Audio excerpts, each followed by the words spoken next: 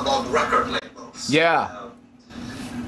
Do they try to, what shall we say, do they try to put pressure on you and your material, or do you have completely free hands to do whatever you want? We're really lucky like that. Whenever we negotiate a record label deal, we'll always say we obviously need complete control over stuff. If they have something that they want to say, I will listen to them.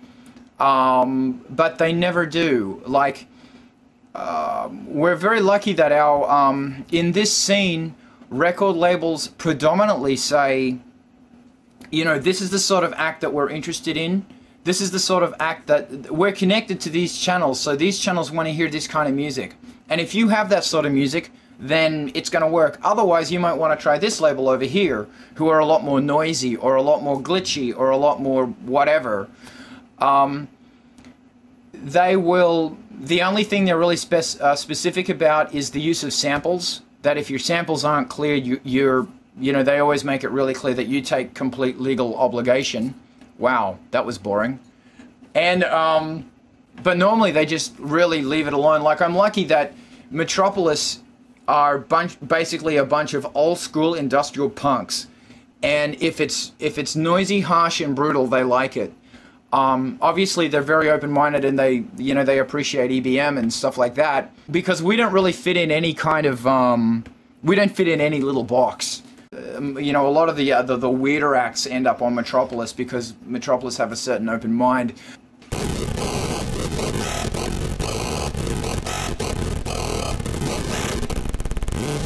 Yeah. Next.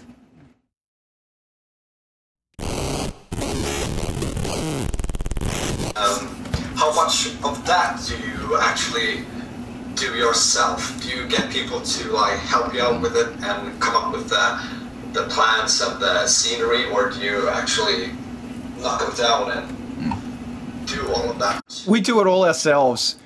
We've actually got a new video coming out for the track Sleep Now, and that's been put together by our amazing friends in Australia, Steph and Tom. Steph's actually French, Tom's from, he's from Oslo, and they're both in Australia, working on this video, and it's really cool.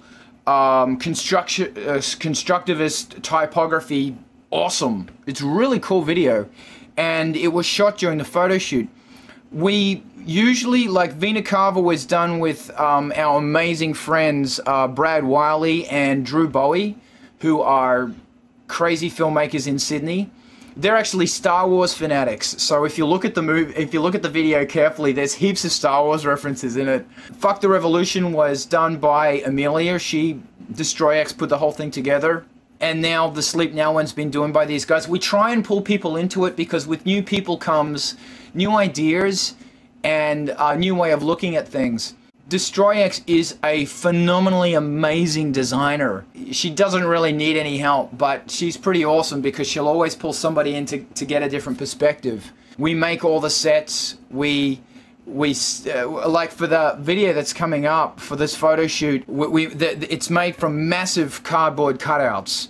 Some of them are 10 meters long, and each one was a meter wide, and we actually had to cut out, like print out these things in 1 meter strips so it would fit like this 15 meter by 20 meter, 10 meter or something space.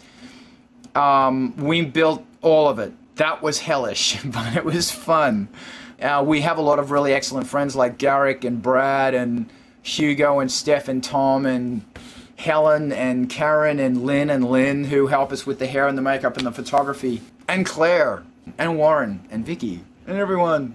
It's a big thing. It's a lot of fun. Did that answer the question? Cool. Okay, so our new CD is coming out, Larva, Pupa, Tank, Coffin, on the 10th of the 10th of the 10th, which I think is World Destruction Day or something, I don't know. Yeah, I just want people to have an open mind and to not be bogged down in whatever the genre restrictions have been in the past, you know, to get into something different, try something different.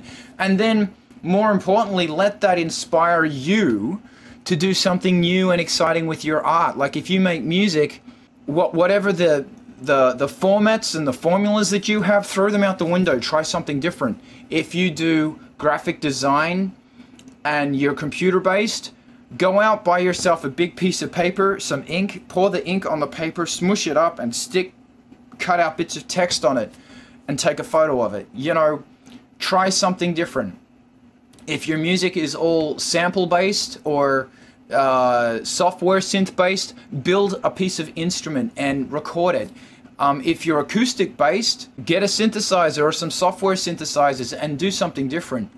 You know, I think it's a really excellent time to start experimenting. I just think the future of art, music, and dark rock punk awesome is just going to be excellent. Yeah. That's it. That's the end of the world. The zombie apocalypse starts now. Rock and roll. Thanks so much. It's been fun.